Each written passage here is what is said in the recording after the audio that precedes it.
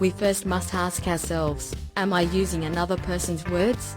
If the answer is yes, you need to quote and cite the source of the information. If the answer is no, you still have to ask yourself, am I using someone else's ideas? Sometimes, a student thinks if they are not using a direct quotation, they don't have to cite a source, but in reality, you do. Thus, if the answer to am I using another person's ideas is no, you don't have to cite anything, but if it's a yes, you must cite the source. You may already know this, but I just want to reinforce, when citing sources, you have to take note of both the language and the idea you've borrowed.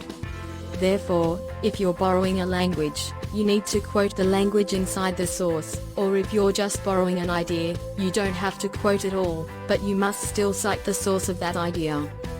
To finish off, here is a visual summary of what needs to be cited. You can learn more about AWS Student Academy courses at eslwritingskills.com.